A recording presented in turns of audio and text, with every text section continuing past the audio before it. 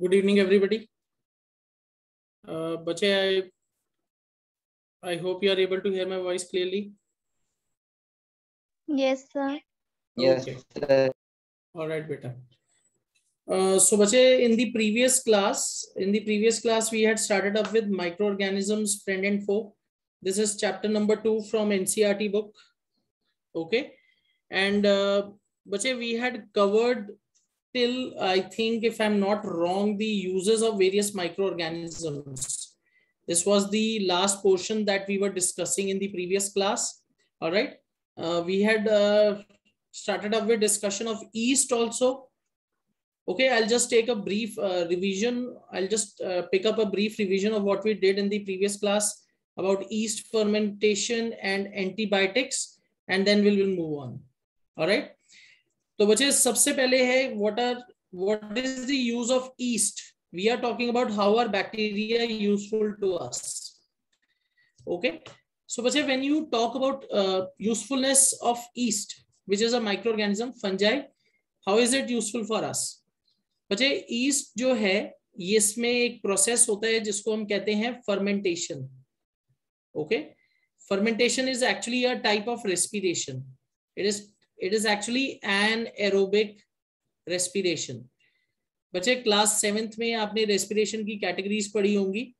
Respiration is divided into 2 categories or 2 types, aerobic and anaerobic. Anaerobic respiration is one in which oxygen is not used. Anaerobic respiration, oxygen is not used. Oxygen यहाँ use नहीं होती. तो बच्चे east में जो एनाएरोबिक respiration हो रही है that was actually categorized as fermentation. है ये एनाएरोबिक रेस्पिरेशन ही, but it is categorized as fermentation. अब बच्चे what is actually happening in fermentation? Fermentation में what yeast is doing, it is converting sugar into alcohol. Fermentation is the process by which yeast is actually converting sugar into alcohol, and in this process it is also deriving energy. तो yeast fermentation के process से energy derive कर रहा है, साथ में sugar alcohol में convert कर रहा है. तो बच्चे this is actually commercial production of alcohol. Fermentation is used to commercially produce alcohol. All right. yeast को बच्चे हम एक और तरीके से इस्तेमाल करते हैं. yeast is also used to make dough, fluffy और spongy. अगर आप बच्चे कभी ब्रेड को देखो, ब्रेड इज फ्लफी और spongy due to use of yeast. Okay, I'll just open a blank page. Okay, just a moment. All right, बच्चे yeast जो है, yeast is added to dough. अब बच्चे yeast को हम डो में क्यों ऐड करते हैं? Dough which is used to bake breads, cakes और पेस्ट्रीज, उसके अंदर हम yeast को ऐड कर देते हैं. अब उसके पीछे रीजन क्या है? yeast will undergo process of fermentation. जब इसके अंदर fermentation होगा, what it is going to produce? It is going to also release carbon dioxide gas. अब बच्चे due to this CO2 gas, what is going to happen? The dough becomes soft and porous. अगर आप कभी bread को notice करो, in bread you will notice that there are small pores. Bread के अंदर आपको छोटे छोटे पोर्स दिखाई देंगे. Alright, and these pores are actually form due to release of carbon dioxide when yeast is undertaking the process of fermentation. तो बच्चे fermentation के प्रोसेस से हम अपने ब्रेड को सॉफ्ट बनाते हैं, इससे कमर्शियल प्रोडक्शन ऑफ अल्कोहल होती है. सो this is the use of east. अब बच्चे यहां एक छोटी सी इंफॉर्मेशन दी है. ईस्ट प्रोसेस जो था सबसे पहले किसने डिस्कवर किया था? This process was discovered by Louis Pasteur in the year 1857. Okay, ये जो प्रोसेस था सबसे पहले किसने डिस्कवर किया था? Louis Pasteur in the year 1857. Alright, so this process is used in commercial production of alcohol. Alcohol की कमर्शियल प्रोडक्शन में हम इस प्रोसेस को यूज कर रहे हैं. Okay, bye growing east on natural sugars present in fruit juices and grains. Okay, तो ये बच्चे हमने अपनी लास्ट क्लास में डिस्कस किया था. Then another very important use is production of antibiotics. अब बच्चे एंटीबायोटिक्स की अगर हम ब्रीफ हिस्ट्री देखें, it was discovered by Alexander Fleming in the year 1929 and बच्चे this was discovered by chance. Doctor Fleming actually discovered it by chance, discovered by chance. उन्होंने chance या luck से इसको कैसे डिस्कवर किया? He was actually working on bacterial cultures. वो bacteria को grow कर रहे थे लैब में और उनका स्ट्रक्चर स्टडी कर रहे थे. So one day what Alexander Fleming noticed that in one of his cultures there were clear spots. उनके कुछ जो you can say culture medium थे जहां बैक्टीरिया को वो ग्रो कर रहे थे, वहां उनको कुछ क्लियर स्पॉट्स दिखाई दिए. And he was actually very surprised to see that. He was not expecting that कि बैक्टीरिया कुछ पर्टिकुलर जगहों पे नहीं ग्रो करेगा. तो बच्चे on further observation and study what he found out was कि वो जो क्लियर स्पॉट्स बने हैं, क्यों बने हैं, वहां बैक्टीरिया क्यों नहीं ग्रो कर पा रहा? क्योंकि बच्चे उसके अंदर एक फंगस ग्रो कर रही है. Fungus was Penicillium. और उस फंगस की वजह से क्या हो रहा है, वो जो केमिकल्स प्रोड्यूस कर रहा है उसकी वजह से आपका बैक्टीरिया जो है उन स्पेसेस में ग्रो नहीं कर पा रहा. तो बच्चे this was a observation which was made by him by chance, by you can say by accident, and this is how antibiotics were discovered. तो बच्चे एंटीबायोटिक्स क्या होते हैं? They are actually chemicals. Okay, antibiotics are actually medicines और chemicals that can kill or stop the growth of disease causing microorganisms. Antibiotics क्या है बच्चे? ये ऐसे केमिकल्स हैं या मेडिसिन्स हैं जो क्या कर सकती हैं? डिजीज कॉजिंग बैक्टीरिया के ग्रोथ को रोक सकती हैं. अब बच्चे इसका जो सबसे कॉमन एग्जांपल है that is penicillin. It was actually the first antibiotic. Alright, आजकल बच्चे और भी बहुत सारे एंटीबायोटिक्स हैं जो हम मेडिकल स्टोर्स या डॉक्टर्स हमें एडवाइस करते हैं, जैसे for example streptomycin, erythromycin, tetracycline. बच्चे these are some of the antibiotics which are made from both bacteria and fungi. Okay बच्चे, antibiotics not only used for humans, सिर्फ ह्यूमंस में use नहीं करते, they are also used to cure microbial infection in animals. बच्चे dairy animals जो होते हैं, animals which are kept as cattle और इन dairy, they are also actually given dose of antibiotics. उनको भी एंटीबायोटिक्स दिया जाता है. और एंटीबायोटिक्स उनको कब दिया जाएगा? when they suffer from bacterial infections. तो उनकी डिजीजेस को ट्रीट करने के लिए भी हम एंटीबायोटिक्स यूज करते हैं. Please don't be in that notion कि सिर्फ एंटीबायोटिक्स ह्यूमंस के लिए यूज होती है. बच्चे antibiotics are also given to cattle and poultry birds to heal them from their bacterial infections. बच्चे some of the antibiotics they can also control plant diseases. तो बच्चे antibiotics are actually very useful क्योंकि इससे हम बहुत सारी diseases को control कर पाते हैं. अब बच्चे when you talk about antibiotics and their use, there are certain precautions which have to be followed while taking antibiotics. Okay, first of all they should be always taken under the advice of a doctor. हमेशा doctor की advice में ही लेना है. कई बार हम क्या करते हैं बच्चे, एंटीबायोटिक खुद खाना शुरू कर देते हैं. That is something which should be avoided. उसके पीछे एक बहुत इंपॉर्टेंट रीजन है बच्चे, antibiotics are very strong medicines and if they are taken in wrong doses और विदाउट रिक्वायरमेंट, उसका हमारी बॉडी पे बहुत बुरा असर पड़ सकता है. सो बच्चे it should be only taken under the advice of doctor. And whatever course the doctor prescribes, 5 दिन 6 दिन 7 दिन जो डॉक्टर आपको बोलता है जितने दिन के लिए खाने के लिए, you should complete the course. What mistake do people make or what mistake do we commit is कि हम क्या करते हैं कि हम एंटीबायोटिक्स खाना शुरू करते हैं, जैसे ही हमें थोड़ा ठीक लगता है हम एंटीबायोटिक खाना छोड़ देते हैं. जितना टाइम हमें डॉक्टर ने बोला होता है we do not complete the course. अब उसकी वजह से क्या होता है बच्चे, your body wrong dose may make the body resistant to drug and it may not be effective in future में क्या होगा बच्चे, आपकी बॉडी उस मेडिसिन के साथ मेडिसिन को रिस्पॉन्ड ही नहीं करेगी and it will become resistant. So this is something that should be avoided. Unnecessarily आपको एंटीबायोटिक्स नहीं खाने चाहिए. They should be only taken under the advice of a doctor. whatever course the doctor has advised and dose, उसी dose और course के according आपको दवाई खानी है. अगर आप डोज सही तरीके से नहीं खाते, your body will become resistant to it, और फ्यूचर में फिर आपकी बॉडी उसको रिस्पॉन्ड नहीं करेगी. So this is something that should be avoided. Another very important thing, antibiotics also kill beneficial bacteria in the body. बच्चे many useful bacteria live in our small intestine. हमारे small intestine में बहुत सारे useful bacteria रहते हैं. तो बच्चे अगर हम एंटीबायोटिक्स को रॉन्ग डोज में ले रहे हैं, तो it might also kill our useful bacteria which is present in our small intestine. बच्चे these bacteria help in digestive processes. Okay, vitamin को एब्जॉर्ब करने में हेल्प करते हैं, डाइजेशन में हेल्प करते हैं. तो बच्चे इनकी वजह से हमारे बेनिफिशियल बैक्टीरिया भी killed. I don't know whether you have actually observe this और नॉट. कई बार बच्चे जब हम एंटीबायोटिक्स खाते हैं, ओके, हमारा स्टमक जो है अपसेट हो जाता है. You can actually attribute this to killing off beneficial bacteria in the body.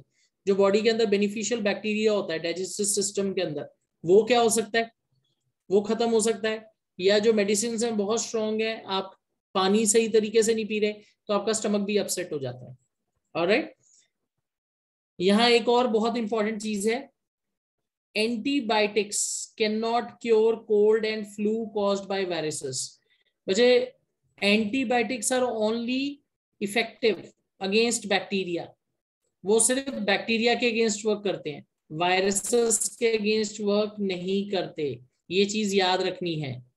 Antibiotics can not cure cold and flu caused by viruses. ये वायरसेस के अगेंस्ट वर्क नहीं करते. कई बार क्या होता है बच्चे, हमें कॉमन कोल्ड वगैरह होता है तो हम एंटीबायोटिक लेना शुरू कर देते हैं. तो that is something which should be avoided, क्योंकि बच्चे ये वायरल इन्फेक्शन के अगेंस्ट वर्क ही नहीं करेगी. हमने क्या चीज सीखी थी, वायरसेस जो है बच्चे, they do not have their own cellular machinery. Viruses की अपनी कोई सेलुलर मशीनरी नहीं है. Alright, they take over the body और दी होस्ट सेल्स. ये जिस लिविंग ऑर्गेनिज्म के अंदर जाते हैं, उनके सेल्स के अंदर मल्टीप्लाई करते हैं, ग्रो करते हैं, डिवाइड करते हैं. इनकी अपनी खुद की कोई सेलुलर मशीनरी नहीं है. तो अगर बच्चे आप वायरल इन्फेक्शन में एंटीबायोटिक खा रहे हो, तो बच्चे उससे आपके अपने बॉडी सेल्स पे बुरा असर पड़ेगा. वायरस पे कोई खास असर नहीं पड़ेगा, and virus will continue growing and dividing. So बच्चे, whenever you have common cold और फ्लू और viral infection, antibiotic should not be taken. It should be only taken under the advice of a doctor. All right, chalo. Ab bachche, let's start up with the fresh topic that we have to pick up today, that is vaccines. Ab bachche, ye wala term jo hai vaccine, this is also something which is not new. We are living in a time of pandemic. Pandemic के time में हम रह रहे हैं, और आजकल अगर आप न्यूज़पेपर्स देखो, न्यूज़ पे देखो, हम वैक्सीन्स के बारे में ही बात कर रहे हैं. Okay, Can anybody tell me what are vaccines? Vaccines actually होती क्या है? Any student? Vaccine? Sir, what do we understand by the term? Sir, vaccine हम सर जो सर हमारे बॉडीज में एंटीबॉडीज सर प्रोड्यूस करती है. ओके, वैक्सीन हमारी बॉडी में एंटीबॉडी प्रोड्यूस करती है. Okay, so what am I concluding is, you want to say कि वैक्सीन से हमें इम्यूनिटी मिलती है against diseases. That is the ability to fight against disease. Okay, so Deepak, that is the correct answer. Vaccine क्या करती है? Vaccine body में antibodies develop करती है, और बच्चे एंटीबॉडीज क्या करते हैं? वो हमारी बॉडी को इम्यूनिटी प्रोवाइड करती हैं. Okay, what is immunity? What do we understand by the term immunity? Immunity is ability to fight against diseases. Vaccine हमारी बॉडी में क्या क्रिएट करती है? They create or develop immunity. और बच्चे, ये जो immunity है, what it does? It prevents,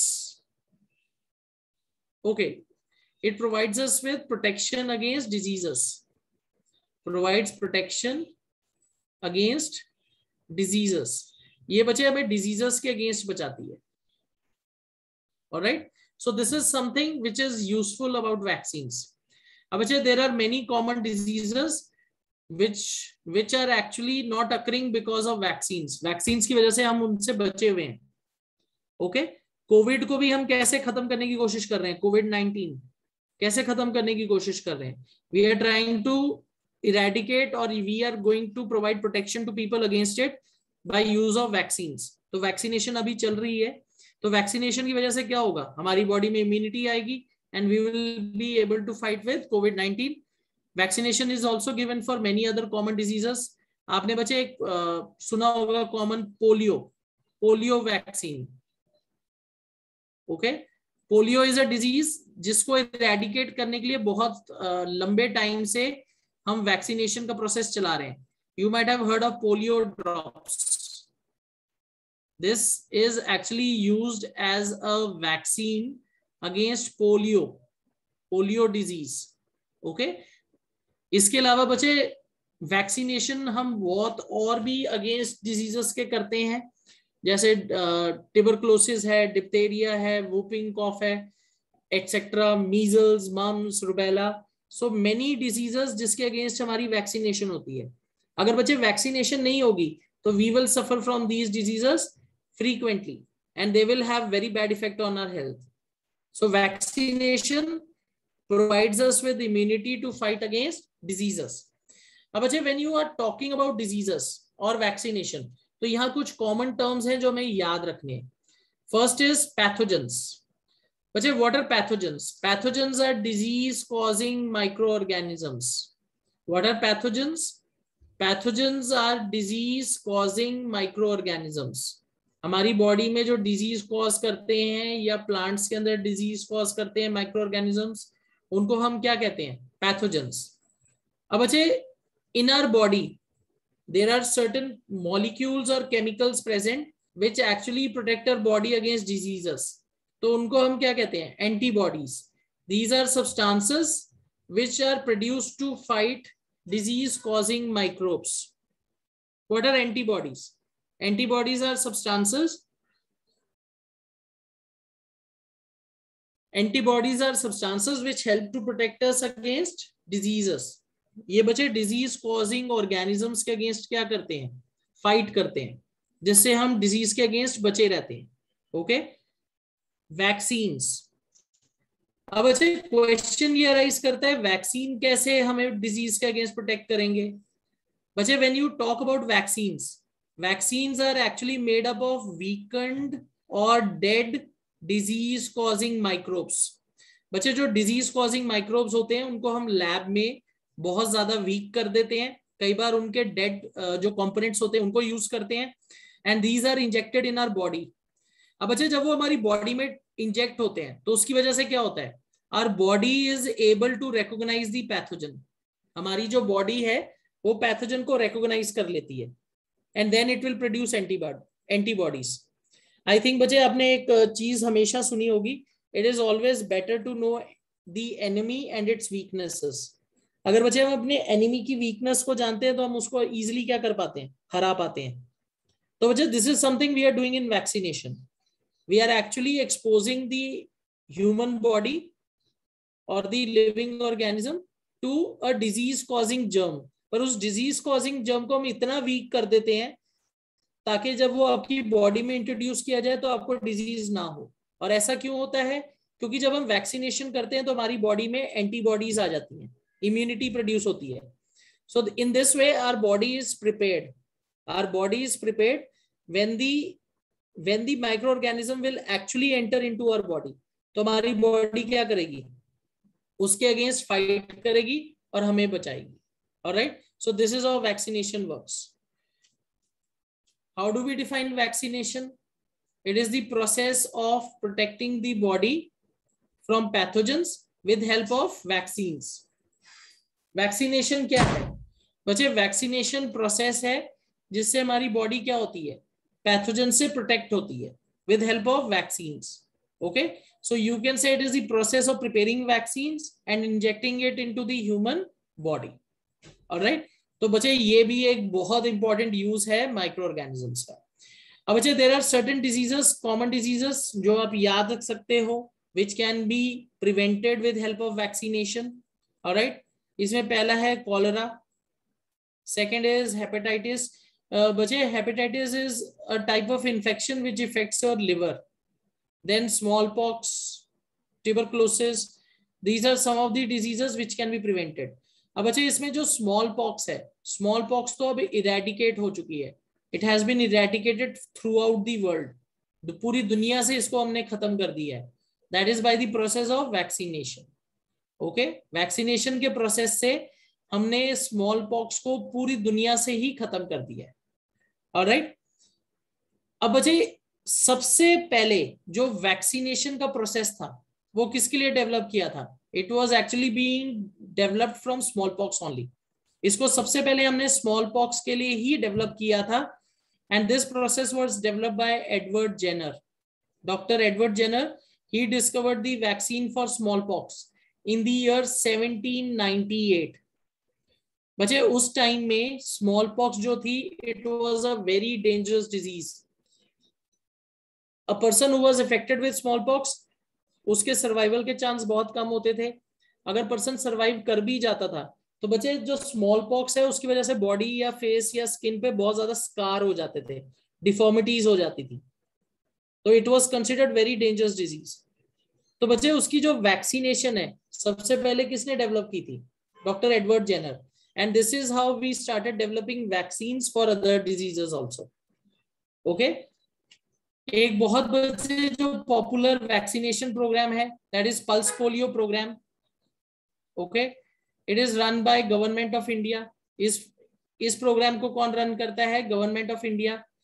and बच्चे इसका ऑब्जेक्टिव क्या है? What is the objective of pulse polio programme? We want to eradicate polio from around the world and in our country also. Actually ये जो programme है बच्चे world health organisation अलग अलग कंट्रीज में रन कर रही है, so that polio can be eradicated throughout the world। और हमारी कंट्री में जो पोलियो के अगेंस्ट इरेडिकेशन प्रोग्राम है that is pulse polio immunization programs. So बच्चे all the children who are below 5 years of age, जो भी बच्चे 5 साल से कम के एज के हैं, they are all given oral polio drops. उन सबको हम क्या देते हैं? ओरल पोलियो ड्रॉप्स देते हैं। Okay, this is a oral vaccine, injection से नहीं लगाई जाती, ये ओरल वैक्सीन है। इसमें बच्चे जो भी बच्चा 5 साल से नीचे है उसको ओरल ड्रॉप्स दी जाती हैं।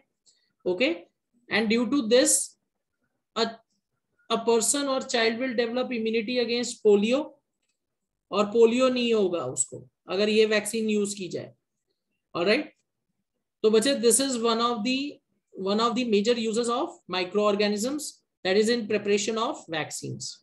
ओके, उसके बाद है बच्चे next important use, microbes clean the environment. बच्चे we know micro organisms are decomposers. Micro organisms क्या है? They are acting as decomposers. Alright, तो बच्चे whenever a living organism dies, या कोई भी ऐसा जो मटेरियल है जो बायोडिग्रेडेबल है, बच्चे माइक्रो ऑर्गेनिजम्स क्या करते हैं? They will feed on dead and decaying matter and they will decompose it. वो उसको डीकंपोज करेंगे और उसको वो खत्म करके क्या रिलीज करते हैं? They will release nutrients into the environment. Okay, तो बच्चे this is something will be taking up in detail when we do nitrogen cycle at the end of the chapter. तो ये एक बहुत इंपॉर्टेंट रोल है। Micro organisms क्या करते हैं? डेड एंड डिकेइंग मैटर को डीकंपोज करके उसके न्यूट्रिएंट्स को रिलीज कर देते हैं एनवायरनमेंट में। तो इससे क्या होता है बच्चे, जो आपका डेड एंड डिकेइंग मैटर है वो खत्म हो जाता है। तो they are also sometimes referred to as recyclers of nature. उनको हम बच्चे क्या कहते हैं? They are called as recyclers of nature. And this is a very important process, very important. क्यों बच्चे, क्यों इंपॉर्टेंट है? Because it releases, this process releases useful nutrients. It releases useful nutrients into the environment.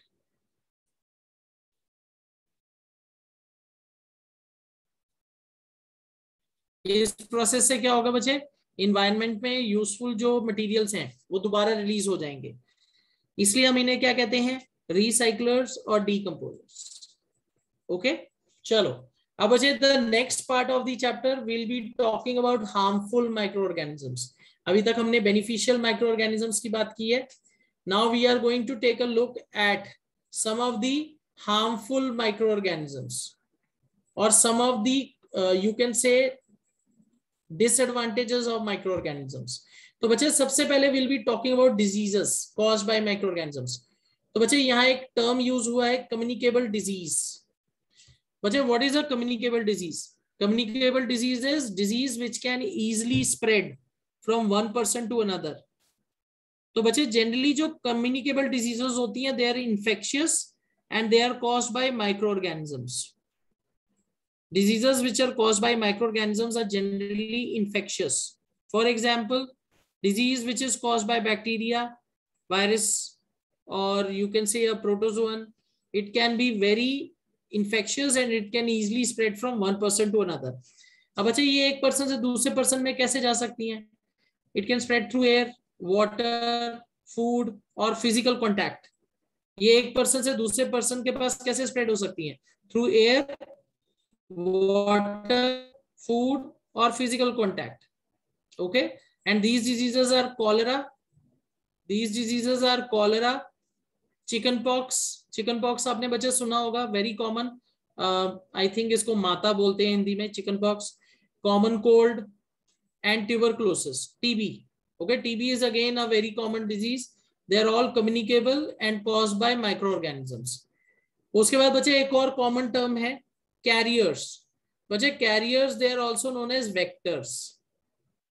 Okay, vectors are living organisms which spread disease from one person to another. जैसे बच्चे एक common example है female anopheles mosquito. Okay, I'll just go to the blank page. Malaria.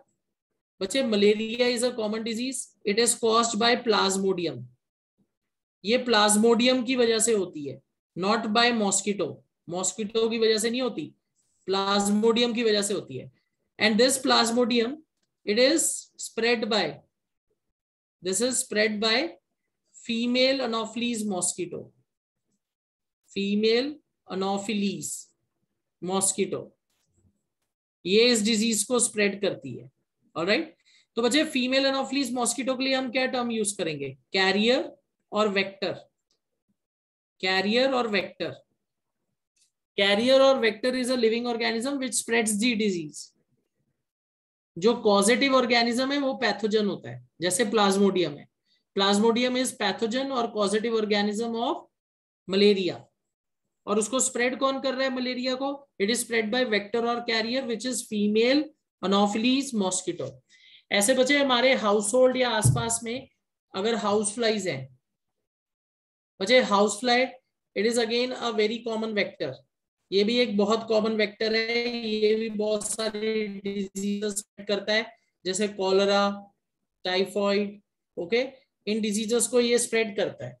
तो we should try कि house fly ना हो, और we should always cover our water और फूड. क्योंकि बच्चे हाउस फ्लाई अगर वाटर या फूड पे बैठेगी तो उसको कंटेमिनेट करेगी और इससे हमें बहुत सारी कॉमन डिजीजेस हो सकती हैं. तो we should try to always keep our water and food covered because house fly is acting as a vector for many common diseases. Okay बच्चे, यहां तक सब कुछ क्लियर है? Is this clear everybody? Any doubt? Yes sir. Yes sir. Alright, okay. चलो अब बच्चे यहां देखो, एक बहुत इंटरेस्टिंग सी इमेज है जो रखी है. How house flies transfer pathogens. House fly pathogen में कैसे ट्रांसफर करेंगे? अब बच्चे अगर आप कभी भी हाउस फ्लाई को देखो, हाउस फ्लाई जो है गंदी जगहों पे बैठेगी, जैसे आपका डस्टबिन है या ओपन कोई यू कैन से सीवरेज है, उधर आपकी हाउस फ्लाइज जाके बैठती हैं. Then these house flies they will come and they will sit on food and water. ये food and water के ऊपर आके क्या करेंगे? बैठेंगे. अब अच्छा, जब ये food और water के ऊपर बैठेंगे तो ये जिस जगह से आए हैं वो अपने साथ माइक्रो ऑर्गेनिज्म लेके आएंगे and they will spread these on your food and water. और जब आप उस food और water को consume करोगे, what is going to happen? What is going to happen? You are going to get infected by the disease. All right? तो we should always try to avoid carriers और vectors. देखो यहाँ female anopheles mosquito दिखाई है.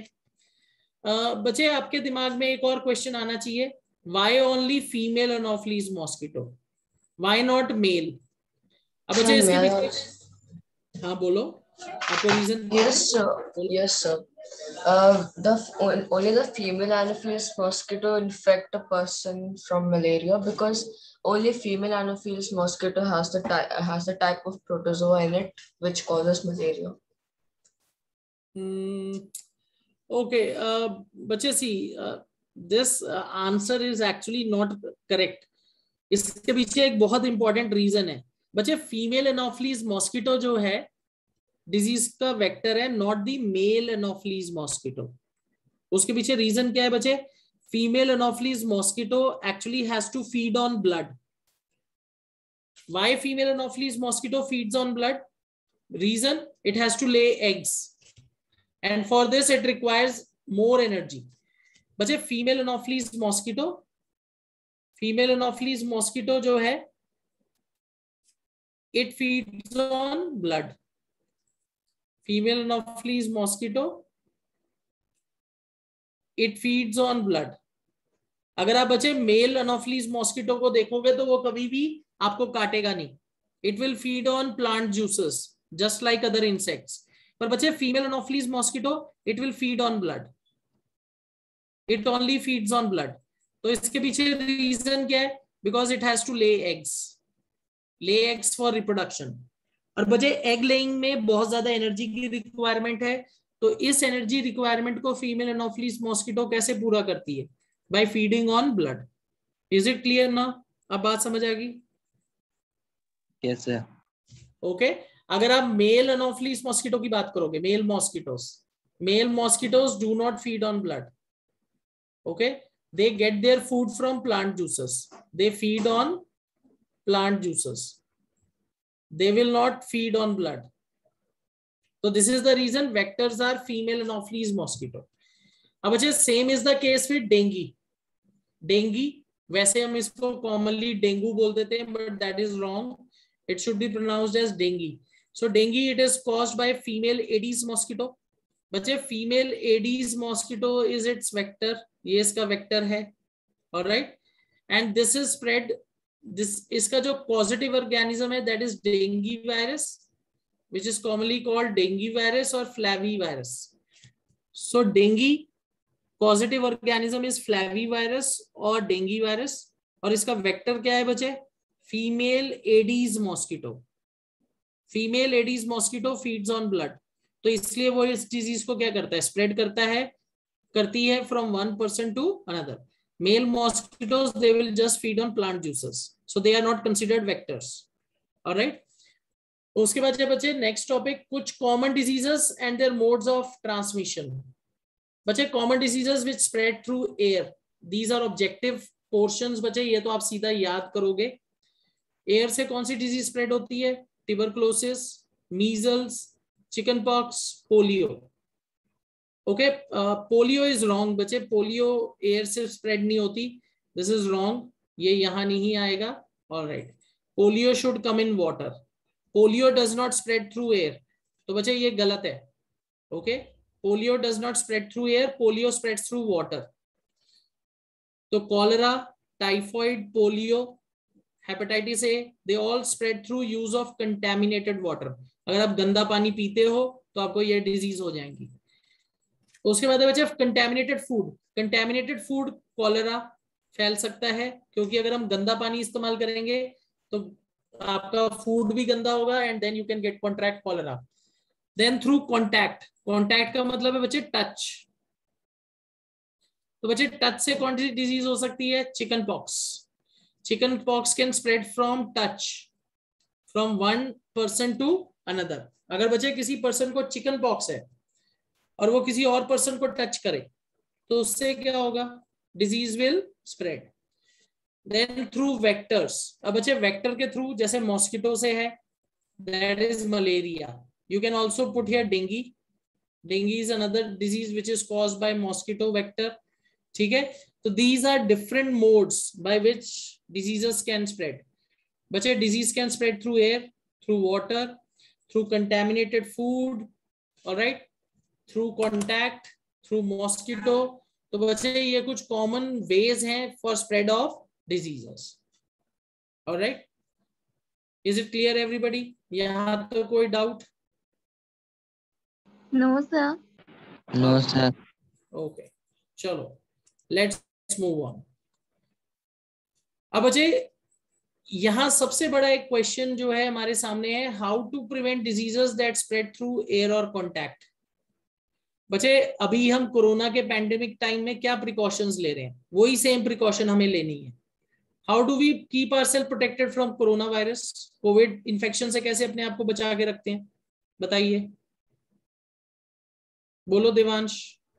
Yes हम अपने आप को कोविड से बचाने के लिए हाइजीनिक कंडीशंस में रहते हैं। हाइजीनिक, हम 1 मीटर का डिस्टेंस रखते हैं जिससे कांटेक्ट ना हो किसी इन्फेक्टेड पेशेंट से। हाइजीनिक कंडीशंस में रहेंगे और यू कैन से clean places. Okay, do we wear a mask? We wear a mask and we try to keep a distance of about 2 meters. Healthy distance रखने की कोशिश करेंगे ताकि इन्फेक्शन ना स्प्रेड हो। बच्चे we also keep patients in isolation। देखो जब एयर या कॉन्टैक्ट से डिजीज का स्प्रेड होने का डर होता है तो बच्चे हमें पर्सन को, पेशेंट को आइसोलेशन में भी रखना पड़ता है। Isolation means keeping them away from healthy people ताकि disease spread ना हो। बच्चे can you use their personal belongings? No sir, we can't use the article। अगर उनकी personal belongings use करेंगे, जैसे अगर plates use कर ली, glass use कर लिया, तो बच्चे आपको भी infection हो जाएगा। So we have to keep their personal belongings also away। They have to be kept in proper isolation। और बच्चे इसके लिए सबसे बेस्ट तरीका क्या है? Vaccination। Vaccination at suitable age can prevent diseases which spread through air or contact। तो बच्चे इसमें कुछ कॉमन एग्जांपल्स दिए हैं, ट्यूबरकुलोसिस, चिकन पॉक्स। ओके बच्चे polio is not under contact, it will spread through water. फिर है measles. Okay, measles is something which can also spread through contact और एयर। और तो बच्चे इन डिजीजेस को अगर हमें रोकना है because they are highly infectious, so the best way is vaccination. Vaccination की जाए तभी हम इन डिजीजेस से बच सकते हैं। Then how to prevent diseases that spread through water or food? बताओ, वाटर और फूड से जो डिजीज स्प्रेड होती है उनसे कैसे बचा जा सकता है? सर मैं बोलो। Sir can I tell? हाँ जी दिव्या बोलो। सर हमें क्लीन वाटर पीना चाहिए और क्लीन सराउंडिंग में रहना चाहिए, क्लीन फूड खाना चाहिए, मतलब अच्छा एडिक्वेट फूड लेना चाहिए। Okay, clean food, I clean had a doubt। Environment. Okay बोलो। यस सर, जिन लोगों की डाइट अच्छी नहीं होती, मतलब जो खाना ही नहीं खाते हो, उनको भी तो पोलियो होता है ना, मैंने पढ़ा है इसमें आर्टिकल पे। तो तब कैसे पोलियो होता है अगर फूड ही ना नहीं खाओ? आई गॉट योर क्वेश्चन बच्चे। यू आर सेइंग कि they are not eating balance diet. Yes sir. तो बच्चे इसमें डाउट कैसा है? Balance diet is not related to polio, it is due to infection of polio virus। No sir, it गलती causes polio। I mean, I've read it somewhere that if you don't have, like, there are people who don't like eat food or don't eat a balanced diet and they get infected with polio. So how is that possible? Okay, Devansh, I don't know from which place have you read this, but I don't actually agree with this। This is actually total wrong information। बच्चे polio is not a deficiency disease, it is not a deficiency disease. Deficiency disease का क्या मतलब होता है कि कोई nutrient lacking है, उसकी वजह से आपको डिजीज हो गई। जैसे विटामिन डी कम है तो रिकेट्स हो जाते हैं, विटामिन सी कम है तो स्कर्वी हो जाता है। I think you are confusing polio with rickets. Rickets में भी हमारे लिम्स की जो बोन्स है वो बेंड हो जाती हैं। पोलियो में भी हमारी जो लिम्स हैं बच्चे वो पैरालाइज टाइप हो जाती हैं। तो आई थिंक आप उसके साथ कंफ्यूज कर गए हो। तो रिकेट्स जो है deficiency disease of vitamin D है, पर बच्चे polio is not a deficiency disease, it is due to consumption of infected और contaminated water. Okay, alright, okay. So Devansh, I think you have read about deficiency diseases. जैसे आप example दे रहे हो goitre, goitre is deficiency of iodine, rickets is deficiency of vitamin D, but polio is not deficiency disease. ये तो contaminated water से ही spread होगी। Okay, तो बच्चे कोशिश ये करनी है कि क्लीन वाटर पिए, कंटेमिनेटेड खाना ना खाएं, कोशिश ये करें कि घर के आसपास हाउस फ्लाइज ना हो, we should keep our drains covered, food covered, water covered. तो बच्चे ये कुछ ऐसी चीजें हैं जिनको हमें क्या करना पड़ेगा, we have to make sure कि ये चीजें हों। Secondly, there should be no open defecation. Open defecation का क्या मतलब है, कई लोगों के पास अभी भी घर पे बच्चे वॉशरूम्स नहीं है, टॉयलेट्स नहीं है, so they go out into the open fields और नियर रिवर्स। तो बच्चे उससे भी ये जो डिजीजेस हैं बहुत ज्यादा स्प्रेड होती हैं। Alright, so open defecation should be stopped as soon as possible. और जितने लोगों को वॉशरूम्स वगैरह की फैसिलिटीज वो नहीं कर पाते afford, that is something that is taken up by government to provide them with these facilities. क्योंकि बच्चे इससे बहुत ज्यादा डिजीजेस फैलती हैं ओपन डिफिकेशन से, तो इसको रोकने की सबसे ज्यादा जरूरत है। Then how to prevent diseases that spread through mosquitoes. Okay, अभी मॉनसून सीजन आने वाला है और हम सब मॉस्किटो की प्रॉब्लम से सफर करेंगे। हाँ जी बोलो बेटा। Yes, sir. We should end the supply of clean water. Like we shouldn't contain clean water openly, so that yes, sir, क्योंकि जो Anopheles mosquitoes होते हैं उनके जो eggs होते हैं वो clean water में रहते हैं, इसलिए हमें उस water को फेंक देना चाहिए। And okay, yes, sir. अब बच्चे we should try to clean the surrounding vegetation. Surrounding vegetation को क्लियर रखना चाहिए हमें, ज्यादा ग्रास या बड़े बड़े प्लांट्स हमारे घर के आसपास ना हो, ये एक चीज है जो हमें करनी है। Secondly, we should try to avoid collecting of water in open containers और ट्यूब्स और टैंक्स। अगर ऐसा कुछ है तो उन्हें कवर करके रखें। अगर आपके पास कोई ब्रोकन पॉट है या बकेट है जिसमें पानी भर रहा है तो उसको उल्टा करके रखें। अगर कहीं ओपन वाटर सोर्स है तो बच्चे उस पर कोशिश करो केरोसिन डालो या इंसेक्टिसाइड डालो ताकि मॉस्किटो ब्रीड ना कर पाए। घर पे बचे हम what we can do, we can use Odomos, we can use All Out machines. पुराने टाइम में बच्चे हम मॉस्किटो नेट्स भी यूज करते थे। तो बच्चे इन सब से हम क्या कर सकते हैं, we can keep ourselves safe from mosquito bites and we can avoid spread of malaria and Aedes, malaria and dengue, sorry, because they spread by bite of mosquitoes. तो कोशिश ये करनी है कि मॉस्किटो पॉपुलेशन को हम कंट्रोल करें, और this is how you can do it. Alright, चलो तो बच्चे ये कुछ कॉमन माइक्रो ऑर्गेनिजम्स हैं और जो डिजीजेस उनसे होती हैं, you should actually remember these as an example. Bacteria से जो कुछ कॉमन डिजीजेस होती हैं बच्चे, that is tuberculosis, all right, then just a moment, let me use, okay, tuberculosis, it is caused by bacteria, cholera caused by bacteria, and typhoid, it is also caused by bacteria. Viruses से बच्चे measles, chicken pox, polio and hepatitis A. Protozoa malaria cause करता है, that is through plasmodium. okay, तो बच्चे ये कुछ common diseases हैं जो हमारे आसपास होती हैं। ऑलराइट, देन एनिमल्स के अंदर बच्चे बहुत सारी कॉमन डिजीजेस हैं। हमने तो ये ह्यूमन डिजीजेस की बात की है। एनिमल्स और cattle, they are also suffering from many diseases. Alright, जैसे बच्चे एंथ्रैक्स है। Anthrax is a disease which is caused by bacillus anthracis. Okay, it is a type of bacteria. Alright, और बच्चे ये जो डिजीज है किसने डिस्कवर की थी? This disease was discovered by Robert Koch. ये किस बैक्टीरिया से होती है? Bacillus anthracis. Okay, and this disease was discovered by Robert Koch in the year 1876। उसके बाद बच्चे foot and mouth disease in cattle. बच्चे जो फुट एंड माउथ डिजीज है, ये foot and mouth disease virus FMDV, ये इसका जो सही नाम है वो क्या है? Picorna virus.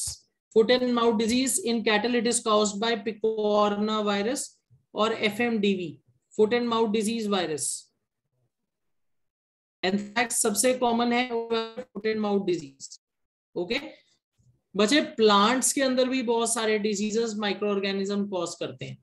जैसे बच्चे वीट है, wheat, rice, potato, orange, okay, apple, sugar cane. अगर आप बच्चे इनके ऊपर ध्यान से देखो बहुत सारी डिजीजेस दिखेंगी।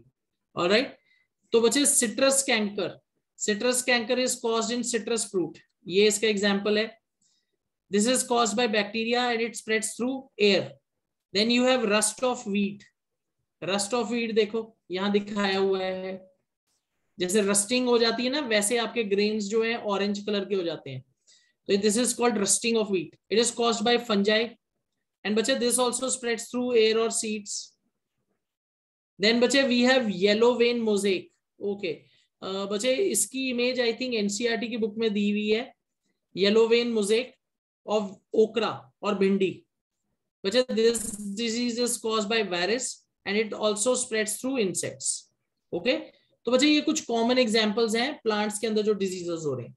बच्चे इसके अलावा और भी बहुत सारे डिजीजेस होते हैं, जैसे देखो ये दिखाया, it is scab of Apple, scab of Apple. Alright, बहुत सारे कॉमन डिजीजेस हैं प्लांट्स के अंदर। तो मैंने वही आपको एग्जांपल दिए जो आपको एनसीईआरटी की बुक में मेंशन्ड है, citrus canker, rust of wheat and yellow vein mosaic. तो बच्चे micro organisms are actually very harmful because they cause many types of diseases. All right, तो ये चीज हमें याद रखनी है as specific examples. They can cause disease in humans, plants as well as in animals. All right, okay, we are left with food preservation and nitrogen fixation. Okay, all right बच्चे, we'll do one thing, we'll stop here today. आज हम यहीं रुकेंगे. All right.